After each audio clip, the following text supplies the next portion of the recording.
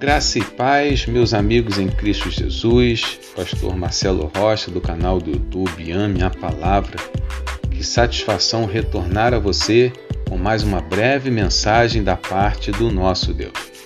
Eu tenho a certeza que esse áudio que está chegando até você, assim como falou o meu coração, profundamente falará também ao seu. É com grande satisfação que eu quero agora deixar uma palavra para abençoar a tua vida.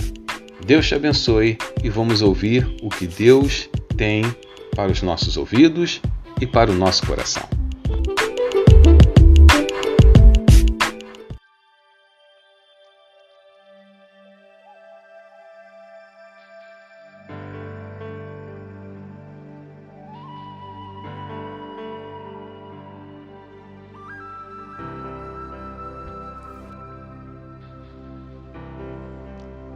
Vamos então ao texto de hoje, 2 Samuel, capítulo 11, apenas o versículo 5.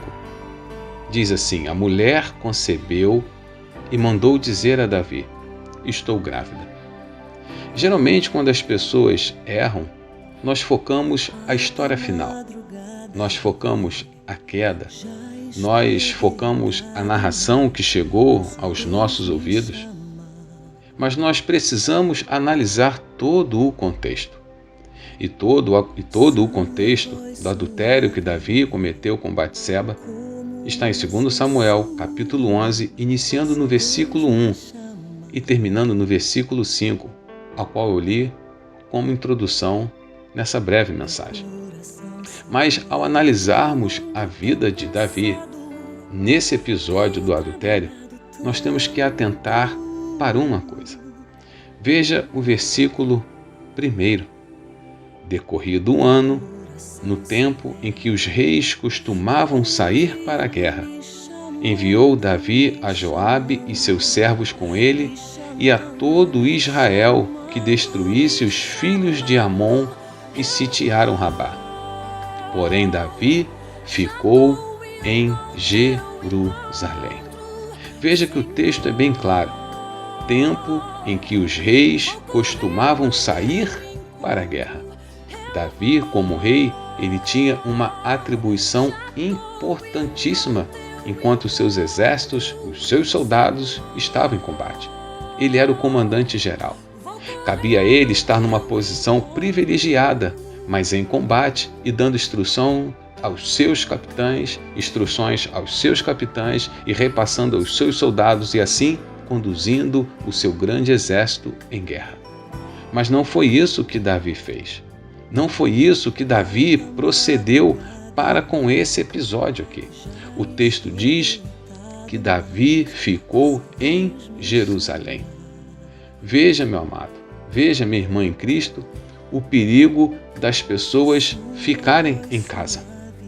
Veja que Davi preferiu ficar em casa.